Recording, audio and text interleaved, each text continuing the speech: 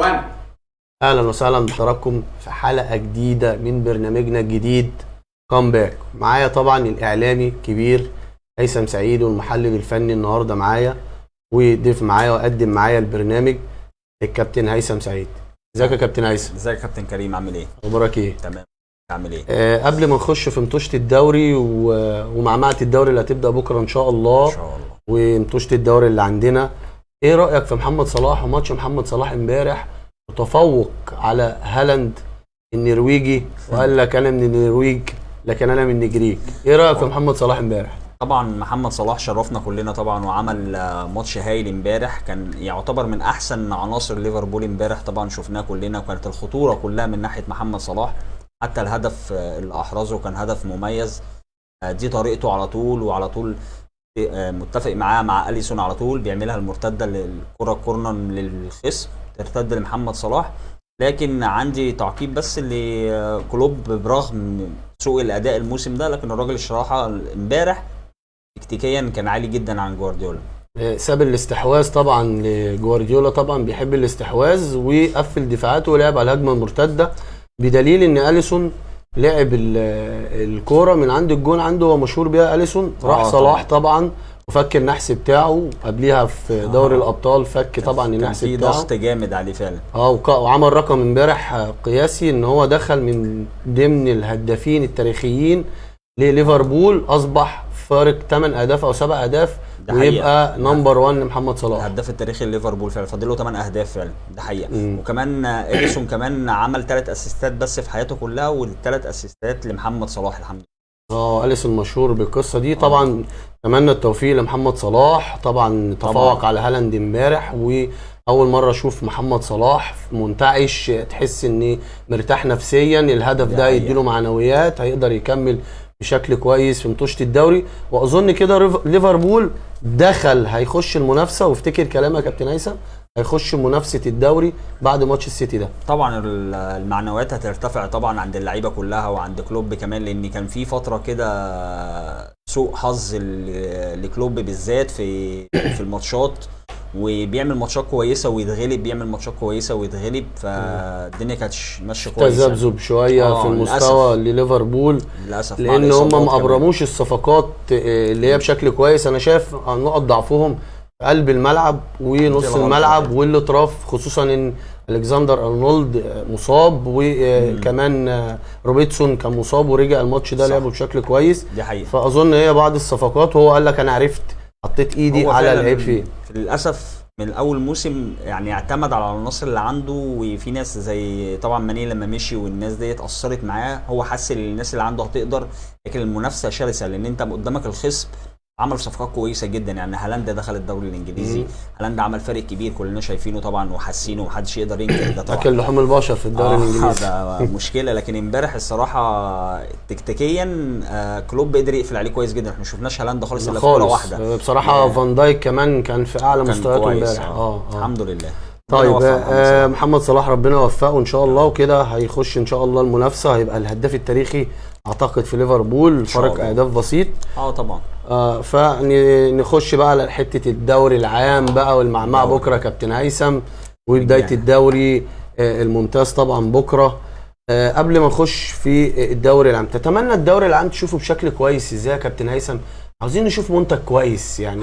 الدوري العام لازم يتحقق فيه شويه حاجات، اولا العداله الرياضيه، التصوير، المعلقين، كل حاجه اللي هي تؤدي الى الدوري الممتاز يطلع بشكل كويس. انت شايف من وجهه نظرك؟ هي زي ما حضرتك قلت كده، هي المشكله كلها اللي هي منظومه، ما ينفعش يبقى في خلل في حته هتوقع الدنيا. يعني مثلا خلل في التصوير، كلنا بنشوف دلوقتي في الدوري الخليجي، سواء السعودي او الاماراتي او القطري، لا سبقونا بسنين ضوئيه بصراحه، وكام كاميرا في الملعب، والاخراج عامل ازاي، كل ده بيأثر على المنتج بتاعك. مش اللعيبه بس، ومش الكواليتي بتاع اللعيبه بس، لا، عندك اخراج، وعندك مذيع بيأثر على طبعا عندك الجمهور، عندك الحكام، عندك اللعيبه، عندك التدريب، عندك المنظمين، عندك القائمين على الملاعب، تظبيط الملاعب، الارضيات، الكلام ده كله احنا مفتقدينه. وهي المشكله الناس كلها فاكره المشكله تبقى في اللعيبه، في الجماهير. او مثلا الجماهير مثلا بتخش تعمل حاجات مسيئه. لا، هي المشكله في المنظومه ككل. احنا عندنا المنظومه يا كريم عايزه تظبط في كل حته، فيها قصور كبير كمان. فنتمنى طبعا ان الدوري بتاعنا يبقى من احسن الدوريات اللي في المنطقه. طبعا احنا كمصريين شايف ان احنا عندنا امكانيات ان احنا نبقى دوري من احسن الدوريات في الشرق الاوسط وفي افريقيا كمان. بس زي ما حضرتك بتقول المنظومه فيها خلل. المنظومه دي بترجع للمسؤولين طبعا اللي هم مقصرين في بعض الاشياء. فلو اهتموا بالقصص دي صدقني هنلاقي دوري ايا كان بقى مين اللي ياخده. انا اتمنى والعداله اهم حاجه. العداله لما ان انت عندك يعني احنا كلنا عارفين ومش هنقعد نخبي ونداري، مش عشان قدام الكاميرا هنقول لا. احنا عندنا عارفين اللي في ناس او جوه المنظومه بيعملوا حساب للاهلي وبيعملوا حساب للزمالك وبيعملوا حساب مثلا مش عارف للجماهير الفلانيه، وبيخافوا من الشغب بتاع الجماهير الفلانيه. مش هنشخص حد، نحط راسنا في الرمل. لكن دي حقيقه. فلازم لا يبقى في عداله، اللي بيمشي على الصغير يمشي على الكبير. ساعتها هتلاقي ان المنظومه كلها ماشيه كويس.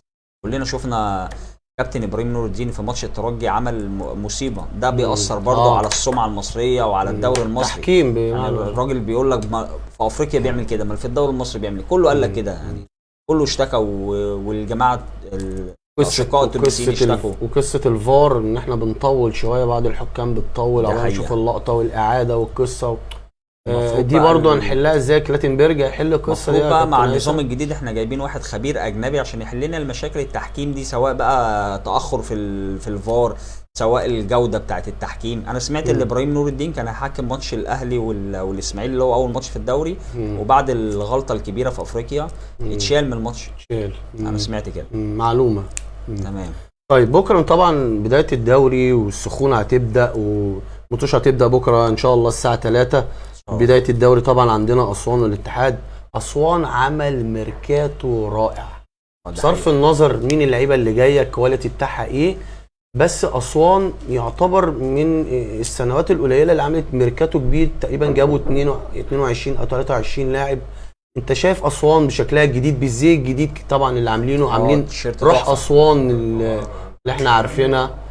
فانت ايه رايك اسوان والميركاتو الجديد اللي عملوه؟ بص انا ليه وجهه نظر في الميركاتو بتاع اسوان بالذات، اللي هو مش قوي قوي زي ما الناس عارفه. يعني هو جايب اسماء كبيره، جايب احمد حمودي، جايب ايفونا، جايب اسماء كبيره وكانت رنانه في الدوري المصري. لكن مع الوقت الحالي اللي احمد حمودي بقى له سنه ونص بعيد يا كابتن كريم. انت حضرتك متابع، وكان في بيراميدز وما بيلعبش وما بيشاركش خالص، وبعد كده راح المصري قعد فتره برده ما بيشاركش، شارك على فترات. ايفونا جاي من الدوري الجابوني يعني خلاص كان يعتبر زي مشطب. بس بالنسبه لاسوان واللي هو لسه صاعد، فاهم، ونتمنى ان اسوان تقعد في الدوري. وده اكيد هم حاطين بلان. مش لازم انافس او مش لازم ابقى مربع ذهبي، انا عايز بس اول سنه اقعد في الدوري واستمر في الدوري الممتاز، ثبت اقدامه الاول في الدوري. وبعد كده ابدا بقى احسن من الصفقات بتاعتي، اشوف الصفقات اللي انا جبتها مين ماشي معايا ومين ماشي كويس ومين مش قادر يلعب دوري ممتاز. لان انت يا كابتن كريم لعيب كبير وعارف ان مش اي حد بيلعب في الدوري الممتاز.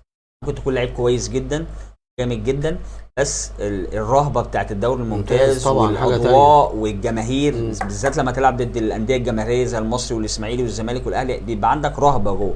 لو ما قدرتش تكسر الرهبه دي تفضل لعيب قليل. بس فهي اسوان الصراحه، لا، هيثم عرابي مدير التعاقدات عمل صفقات كويسه جدا، جايب شباب كويس جدا، وجايب لعيبه اجانب كمان. بيقول لك انتظروا اللعيبه الاجانب بشكل تاني، واسوان هيبقى في حته تانيه ان شاء الله. احنا نتمنى كل الانديه الجماهيريه الانديه الشعبيه دي تبقى في حته تانيه في الدوري الممتاز. مين في مصر ما بيحبش اسوان بس. طيب الناحيه الثانيه هيلعبوا النادي الاتحاد، ومحمد مسلحي عمل ميركاتو.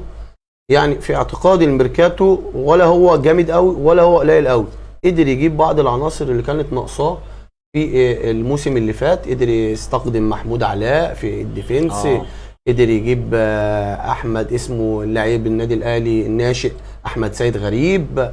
عمل بعض الصفقات رائعه اللي هي اللي محتاجها الفريق طبعا. وجايب مدرب صربي، بيقول لك المدرب ده كويس جدا، اخذ الكونفدراليه مع شبيبه القبائل، فبيقول لك مدرب كويس انتظروه.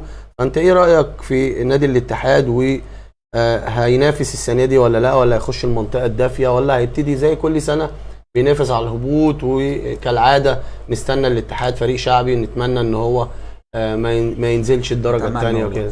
بص، هي انا برضو شايف ان مشكله الاتحاد دايما تغيير المدربين كتير، يعني ما بيصبرش على المدرب، يعني بتحصل انتكاسه، حصلت مع عماد النحاس انتكاسه تغير، حصلت مع حسام حسن انتكاسه تتغير بسرعه، فحته المدربين. لكن بالنسبه للانديه، بالنسبه قصدي للاعبين، فانا شايف اللي هم عملوا برضو صفقات كويسه جدا زي ما انت قلت كده اهوت.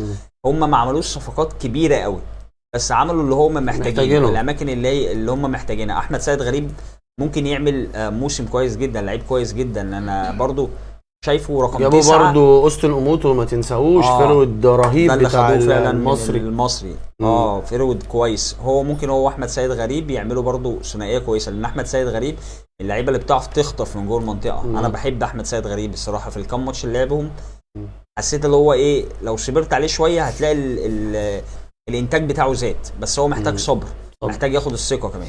فيعني ربنا يوفق برضو الاتحاد، فريق شعبي، ونتمنى نشوف دوري مختلف. الانديه الجماهيريه نشوف حضور جماهيري، قال لك الجماهير 10,000 تقريبا.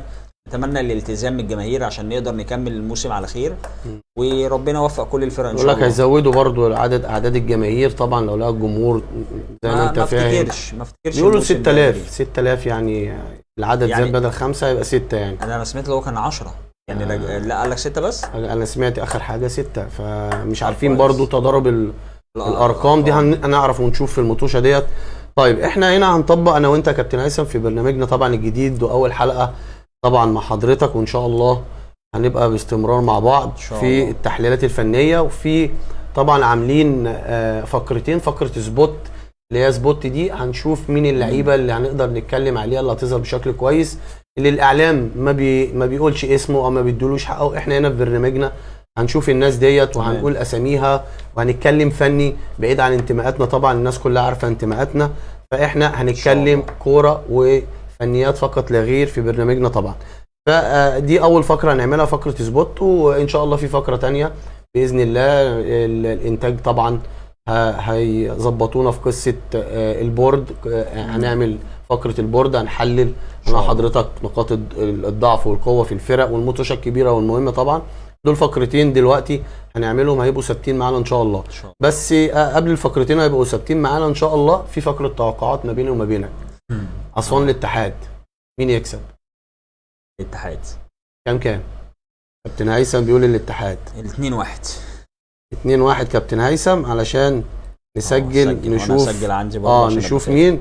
انا اتوقع الاتحاد واسوان 1-1. 1-1. طيب نسيبنا بقى من اسوان والاتحاد، طبعا ماتش جماهيري. نخش على الماتش الثاني، ماتش الشركات بقى زي ما بيقولوا، البنك الاهلي وفاركو. قبل ما اخش البنك الاهلي، فاركو طبعا عارفين ان هو موقوف من القيد لسبب المشكله بتاعت سيف تيري. عنده مشكله كبيره. عنده مشكله كبيره، مشي من عنده محمد صبحي كمان، معرفش وجدوا بديل لمحمد صبحي ولا لا، بس كان بيقولوا ان في بديل ناشئ طالع كويس ولعيب من فاركو كويس هيعتمدوا عليه. شايف فاركو هتبقى فاركو بتاعت السنه اللي فاتت، ولا هتحس ان هي فيها نواقص بسبب قفل القيد والقضيه طبعا اللي مثاره لفاركو؟ وفاركو هتلاعب طبعا البنك الاهلي. هم برضو الموسم اللي فات ما عملوش موسم كبير قوي. هم دخلوا المنطقه الدافيه بدري، بس ما كانوش بالقوه اللي احنا كنا منتظرينها من شركه وبتصرف وعندها موارد اللي هي تصرف على اللعيبه وتجيب لعيبه كويسه. انا شايف مركز حراسه المرمى، انا ما اعرفش هم ازاي فرطوا في محمد صبحي. ما اعرفش هل ده بسبب الكيد اللي هم لو كانوا اشتروا او فعلوا بند الشراء بتاع محمد صبحي ما كانش هينفع يتأيد في القايمه، ولا هم فرطوا فيه باتفاق مع مرتضى منصور رئيس نادي الزمالك. لكن انا شايف ان دي غلطه كبيره لو كان نادي فاركو يقدر يأيد محمد صبحي. محمد صبحي حارس محترم، يعني يقدر يشيل فرقه. هو سنه صغير بس لعب منتخبات، لعب ناشئين ولعب منتخب اولمبي ولعب في الزمالك فتره، فعنده خبره كبيره، يعني كان هيبقى اضافه لفريق فاركو لو كمل معهم الموسم. انا في اعتقادي فاركو هتعاني يا كابتن هيثم السنه دي بشكل كبير بسبب ضغط المباريات كمان، فهيعانوا السنه دي مش زي السنه اللي فاتت للاسف. فاتمنى من فاركو تظهر بشكل كويس، خصوصا ان الميدا مدرب كويس مشي بشكل كويس. ده حقيقه. من اكتر التيمات، احسنهم دفاعيا، دخل فيهم تقريبا 18 19 هدف. كانوا من ما احسن اعتقد 3 واتذكر الدوري اللي احسن فات. 3 فرق مدافعين، والاهلي وتقريبا الزمالك او بيراميدز. ففرقه دفاعيا بشكل كويس، فيها عبد الله بكري عبد الله طبعا، بكري وفيها مودي، فيها لعيبه كويسه. وراح لهم احمد توفيق بتاع بيراميدز. لا احمد توفيق راح البنك الاهلي. أيوة انا لسه اخش للبنك الاهلي. احمد توفيق راح البنك مع خالد جلال. ففاركو فيها افراد كويسه، بس انا حاسس انها هتعاني السنه دي بشكل كبير، خصوصا في ضغط المباريات اللي جاي للدوري طبعا بتاعنا. خش على البنك الاهلي، طبعا عمل ميركاتو رائع وصفقات ويعني دعم كبير جدا، عاوزين يخشوا بطولة افريقيا الكونفدرالية السنة الجاية، فعاملين عايزين يبقوا في المربع. جابوا طبعا احمد توفيق، ابو جبل، عملوا شوية صفقات. يعني صفقة ابو جبل دي مع فوزي عليها طبعا، اللي الخطوة اللي خدها ابو جبل مع نادي الزمالك، مش عشان زملكاوي بقول كده لا، بس غلطة كبيرة من ابو جبل يعني، بس ربنا وفقه في البنك الاهلي طبعا. دي صفقة الموسم بالنسبة للبنك الاهلي من رأيي، لو التزموا بقى محمد ابو جبل اللي احنا عارفينه. زائد احمد توفيق طبعا لعيب خبره ولعيب كويس، لعيب من اللعيبه اللي هي الرجاله زي اكرم توفيق، عنده الحته ديت زي اخوه، او هو اخوه عنده الحته دي زيه عشان هو الاب طبعا. توفيق اجريسيف ومقاتلين بصراحه. عزيز توفيق برضه لعيب الحرس وطلائع الجيش. فانا شايف لا ان شاء الله البنك برضه هيقدم الموسم ده مع خالد جلال كمان لو استمر.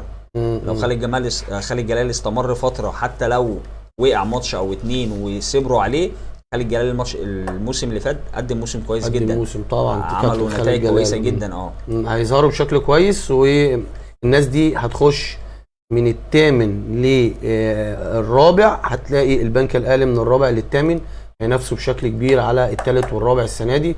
وافتكر البنك الاهلي في سوباك جديد هتقدم مباريات رائعه وهتحرك فرق كبيره جدا يا كابتن هيثم، سواء اهلي زمالك بيراميدز اسماعيلي.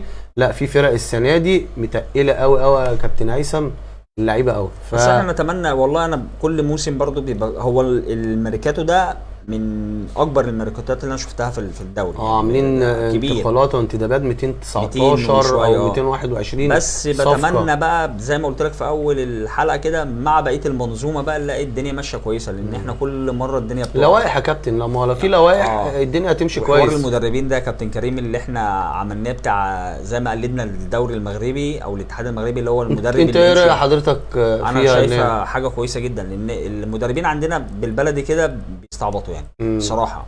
يعني يمشي من هنا، او ممكن يعني شفنا مثال احمد سامي ساب سموحه مع انه كان متالق جدا وكان عامل ماشي بشكل كويس رهيب يعني. كان بينافس شفت مع الاهلي ومع الزمالك، كان احرج الاهلي طبعا، كان كسبان 3، ومع الزمالك كان بيدحر مع الزمالك. وبعد كده فجاه مره واحده قال لك احمد سامي ماشي. طب ماشي ليه؟ ما قال لك لا، جاله عرض احسن مشي سيراميكا.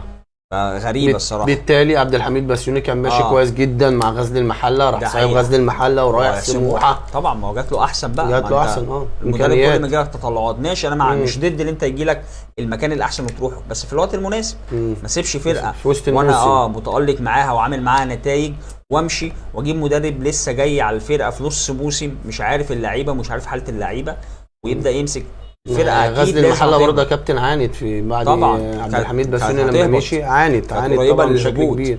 فانا شايف ان لا، الخطوه ديت لو اتطبقت صح هتبقى كويسه جدا جدا جدا طبعا.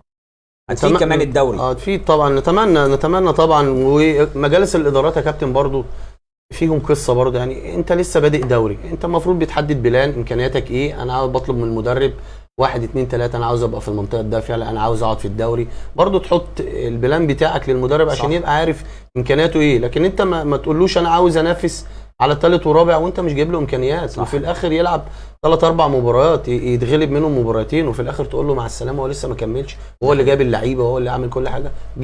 جيب مدرب تاني يشتغل مع الفرقه عقبال لما يكتشف اللعيبه وعقبال لما يظبط اللعيبه. ده اللي انا بقول عليه. هيعاني.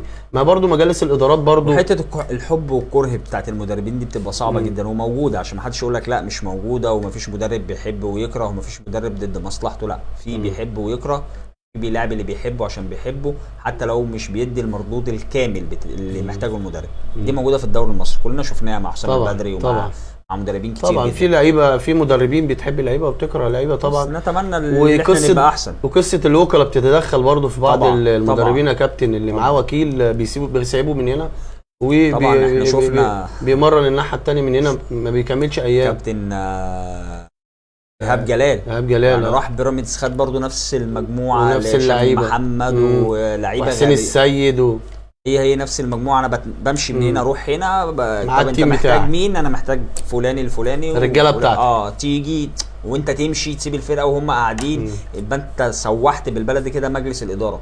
جبت لعيبه، المدرب الجديد اللي هيجي في الكواليتي اللي انا محتاجه كمجلس اداره، بس انا جبتهم عشان انت طلبتهم وانت سبتني ومشيت. كل ده شفناه مع بيراميدز السنه اللي فاتت لما ايهاب جلال طلب للمنتخب، وانا كنت شايفها خطوه غلط خالص للاسف. نتمنى طبعا هنشوف ماتش برضو البنك الاهلي وفاركو، ماتش جامد.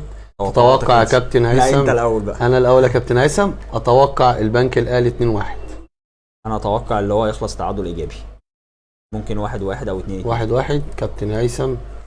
ماتش البنك وفاركو، كل الحاجات دي هتبقى متسجله يا كابتن وهعرضها لك يا كابتن توقعاتك. خش طبعا على الماتش بقى، حدث ولا حرج، ضرب نار، المصري وسيراميكا. ايه رايك في النادي المصري بعد تولي الكابتن ايهاب جلال، وطبعا رئاسه النادي المصري كامل ابو علي، وعمل صفقات ناريه ضرب نار. كامل ابو علي الداخل بتقله بيدي كده تحذير شديد اللهجه لفرق الدوري. قبل بس ما نتكلم على كامل ابو علي طبعا وعلى اللعيبه والصفقات، النادي المصري عنده مشكله كبيره بتاعه الملعب.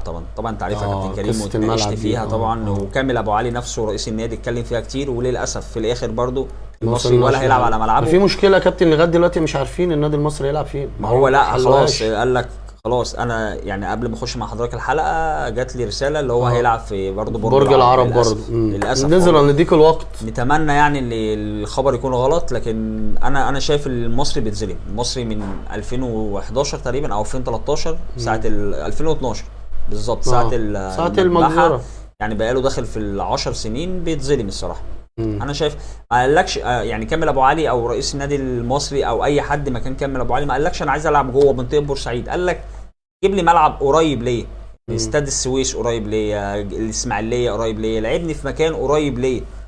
وقال لك كمان ده كامل ابو علي قال لك لو عايز تلعب من غير جمهور لعب من غير جمهور، بس يقرب المسافه، سهل المسافه على اللعيبه وسهل المسافه على الاداره الفنيه. فالمصري عنده مشكله. لكن بالنسبه للانتدابات، المصري انا شايفه من اكتر الانديه اللي استفادت الانتدابات.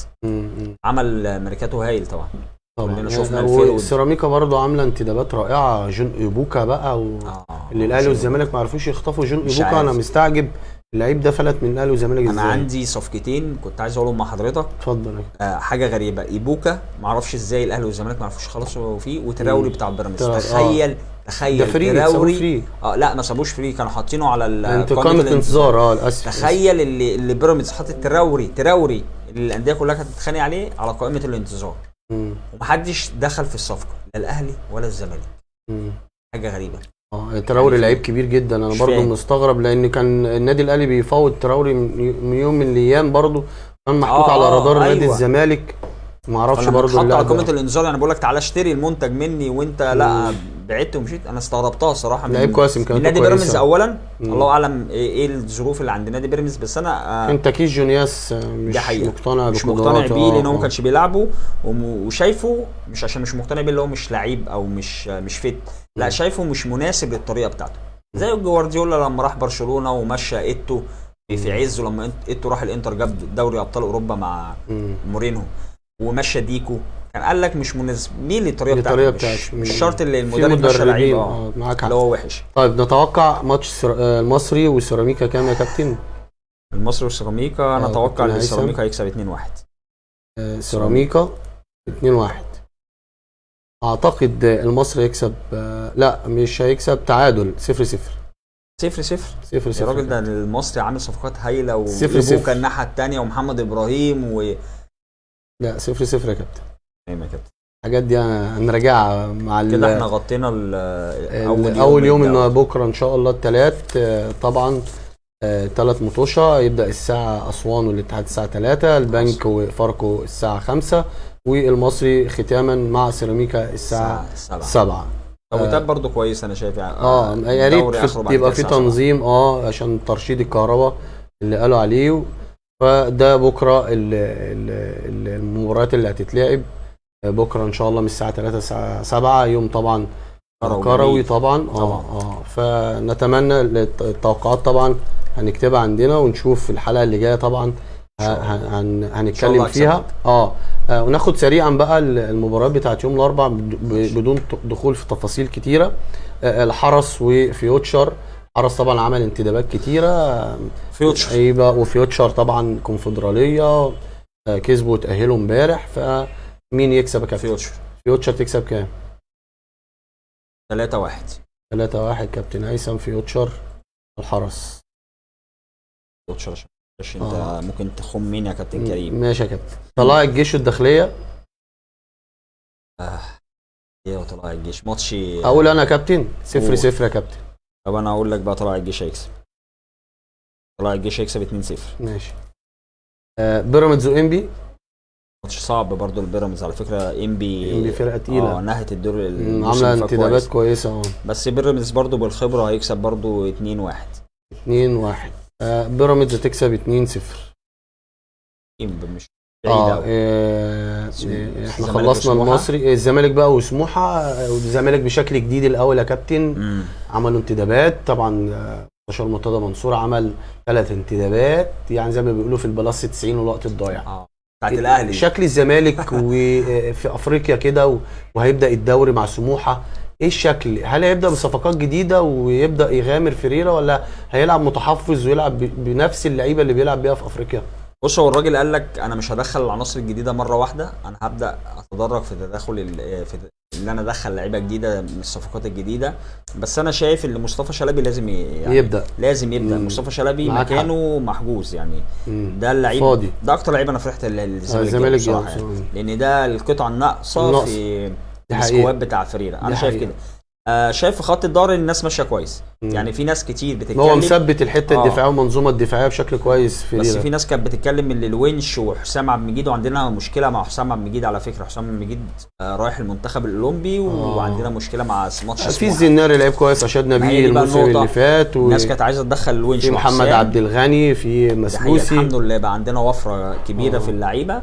بس هم كانوا بيكلموا الونش وحسام عبد المجيد وعايزين الزناري. في ناس كتير مستاءه من مستوى محمد عبد الغني. لا المسلوسي الماتش اللي فات بس ممكن تذبذب المستوى. فانا مش بس انا توقعي بالنسبه لفريرة لا هيبدا زي ما هو حسام عبد المجيد والونش كام يا كابتن؟ الزمالك وسموحه.